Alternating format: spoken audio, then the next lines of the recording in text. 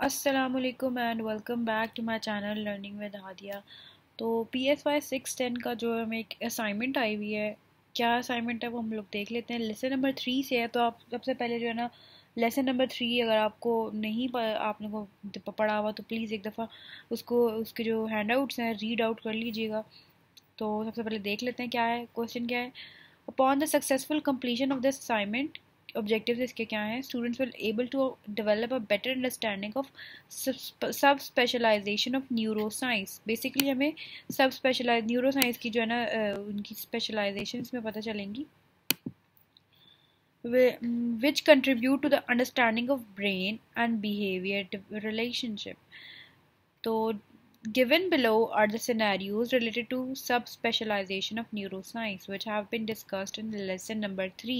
Lesson number 3 की जो neuroscience की specialization है हमें वो पता होनी चाहिए कि हर एक की definition ज़रूर हमें पता होनी चाहिए कि कौन सी definition किस लिए, तो फिर हम इसको आइडेंटिफाई कर सकेंगे। सबसे पहले हम लोग देख लेते हैं सिनेरियो क्या है।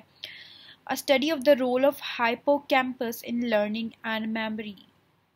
The project involves surgical removal of the hippocampus from the rat brain, followed by an assessment of memory tasked by that same rat.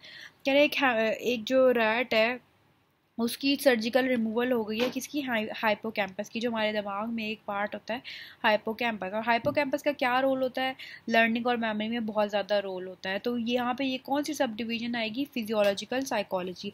वो क्यों आएगी, क्योंकि ये स्टडी है फिजियोलॉजिकल साइकोलॉजी, स्टडी है हाइपोकैम्पस की रिसर्च है, जिसमें हम लोग हाइपोकैम्पस के बारे में सर्च करते हैं। लर्निंग और मेमोरी में उसका बहुत ज़्यादा रोल होता है, किसका, हाइपोकैम्पस का। इधर मैंने साइड पे एक्सप्लेनेशन नहीं लिखी, लेकिन मैंने साइड पे अपने मोबाइल में लिखी हुई है। वो इसलिए क्यों नहीं लिखी हुई, क्योंकि आपको पता है फिर वो कॉपीड का आ जाते हैं, स्ट्राइक्स आ जाती हैं, फिर ये कॉपी की हुई है, आपने इधर से कॉपी की हुई है। मैंने खैर मैं बोल देती हूँ, physiological psychology research the study of the role of the hippocampus in learning and memory. फिर फिजियोलॉजिकल साइकोलॉजी बहुत सारे टॉपिक्स को स्टडी करती है, जो कि body's response to a behaviour और एक्टिविटी इन एन ऑर्गेनिज्म। इसके क्या क्या कंसर्न्स हैं, ब्रेन सेल्स हैं, स्ट्रक्चर्स हैं, कंपोनेंट्स हैं, केमिकल इंटरेक्शंस हैं, जो कि वो किसी भी एक्शन को प्रोड्यूस करने में इन्वॉल्वमेंट जिनकी होती है, इन सब चीज़ों को।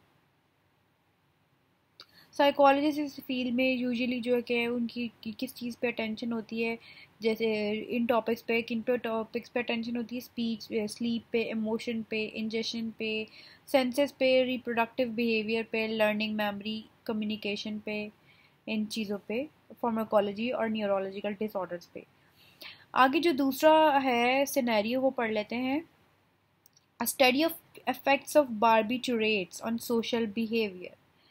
The project involves injecting various amounts of drugs into lab rats and studying the effect of their behavior. अब इसमें ड्रग्स जो है ना वो इंजेक्ट हो रहे हैं, ड्रग्स को उसको मेडिकेशन वगैरह को कहते हैं। तो इसके लिए हम लोग कौन सी सब डिवीजन ये होगी, फार्माकोलॉजी। फार्माकोलॉजी क्या है, the study of the use of medications in treating mental disorders, इसको फार्माकोलॉजी कहते हैं।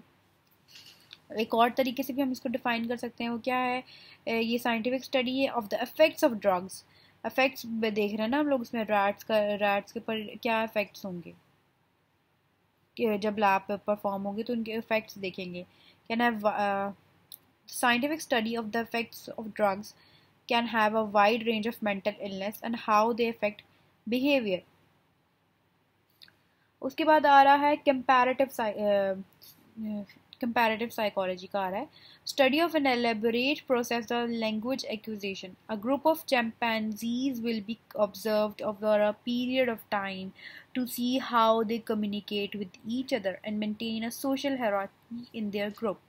अब इतने सारे उन्होंने चिंपैंजीज को लिया हुआ है एक ग्रुप में, उन सबको ऑब्जर्व करें यार। अब चीज़ों को ऑब्जर्व करेंगे, कंपेयर करेंगे एक दूसरे के साथ, वो कैसे कम्युनिकेट कर रहे हैं, अपने सोशल उनका रिलेशन कैसा है, अपने एक ग्रुप में कैसे परफॉर्म कर रहे हैं। तो ये होगी कंपैरेटिव साइकोलॉजी। कंपैरेटिव साइकोलॉजी इसमें सिमिलैरिटीज़ और डिफरेंसेस जो है ना हम जज करते हैं behavioral organization in behavioral organization among living beings from bacteria to plants to humans. उसके बाद आ रहा है एक और, हम लोग पढ़ लेते हैं, effects of injury to Broca's area on human speech. A number of patients with stroke with evidence of damage to Broca area as seen on the MRI scan of these patients will be tested on their conversational skills. अब सबसे पहले आप देख लेते हैं Broca क्या होता है. ब्रोका क्या है, एक जो बड़ा कॉम्प्लेक्स किस्म का जो स्पीच नेटवर्क होता है जो कि interacting with the flow of sensory information. ठीक है, ये हमारे ब्रेन में जब कोई चीज़ जो है ना प्रॉब्लम करने लग जाती है, ब्रेन का जो एक पार्ट होता है, तो फिर जो है ना ये इसको ब्रोका कहते हैं. ये तो मैंने बीच में ना वीडियो रिकॉर्ड करना छोड़ दी थी, मैं ना ये पिक्चर ढूंढ रही थी. अच्छा, ये जो हमारा ब्रेन का पार्ट होता है ना ब्रोका, इसमें डिफेक्ट्स आ जाते हैं तो ये बड़ा इंपॉर्टेंट पार्ट होता है लैंग्वेज के लिए हमारी. तो ये अगर जब इसमें डिफेक्ट्स आते थे तो फिर जो है ना फिर लैंग्वेज के कन्वर्सेशनल स्किल्स में प्रॉब्लम्स हो जाती हैं. और ये कॉग्निटिव न्यूरोसाइंस है. ब्रोका की एक और मैंने डेफिनेशन निकाली थी, मैं पढ़ लेती हूँ. Broca area located in the left hemisphere is associated with speech production and articulation.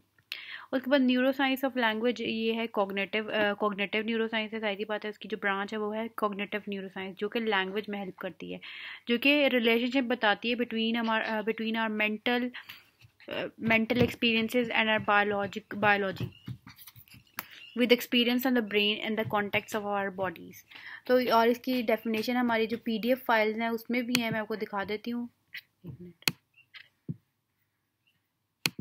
Yes, ये Cognition is defined as the neural basis of the higher intellectual functioning such as memory, thought, perception, attention, judgment, imagination, creativity, speech and language, action, foresight and planning. तो जो Broca है, Broca का हमारे जो frontal lobe में होता है वो जब उसके अंदर प्रॉब्लम्स आने लग जाती हैं तो फिर हमारे जो है ना कॉग्निटिव न्यूरोसाइंस को हम लोग रेफ़र करते हैं, क्योंकि कॉग्निटिव न्यूरोसाइंस में हम लोग जो है ना ये पेशेंट जिनकी कन्वर्सेशनल स्किल्स होती हैं, MRI होती है ब्रेन की, उसमें पता चलता है कि उसमें डिफेक्ट है ब्रोका के एरिया में, तो इसलिए कन्वर्सेशनल स्किल्स जो है ना उस पर प्रॉब्लम आ रही है. तो जो इसमें आइडेंटिफिकेशन के मार्क्स हैं वो 2 नंबर हैं और जो एक्सप्लेनेशन के नंबर हैं वो 3 नंबर हैं. और आप जो है ना इसका जो आप मेक श्योर करें कि आपका जो फॉन्ट स्टाइल है वो एरियल में हो और उसका साइज़ जो हो वो 12 हो. ब्लैक और ब्लू के अलावा कोई और कलर आप यूज़ नहीं कर सकते. वही इंस्ट्रक्शंस हैं जो कि हर किसी असाइनमेंट में होती हैं. और MS वर्ड ही एक फॉर्मेट है जिसमें आपने लिखना है. तो ये था आज की assignment. Please like share subscribe ज़रूर कर दिया करें. Thank you. अल्लाह हाफ़िज़.